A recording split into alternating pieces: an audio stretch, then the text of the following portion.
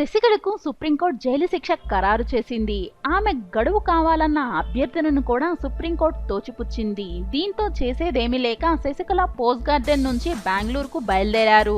మార్గమధ్యంలో ఆమె జయలలిత సమాధి వద్దకు వెళ్లి నివాళులు అర్పించారు.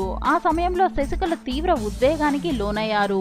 తనలోని ఆవేదనను, అసహనాన్ని బయటికి చాటి చెప్పారు. జయలలిత సమాధిపై చేత్తో 3 సార్లు కొడుతూ శపథం చేశారు. ఆమె ఆ సమయంలో ఏదో మాట్లాడారు.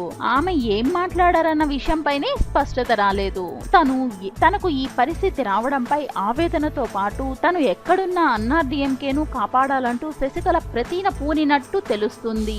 శశికళ మునిపెన్నడూ ఇంత వింతగా ప్రవర్తించలేదని, ఆమె ప్రవర్తన చూసి పక్కనున్న ఆమె అనుచరులు కూడా నివ్వెరపోయారు. ఆమె శపథం చేసిన సమయంలో ముఖమంతా రౌద్రంగా మారిపోయింది.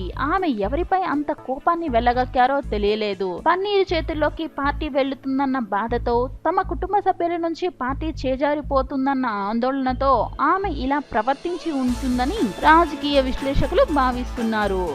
ఏదేమైనా శశికళ ప్రవర్తించిన తీరు అందరినీ నివ్వెరపోయేలా చేస్తుంది.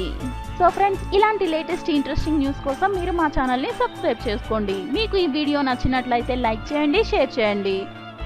Thank you.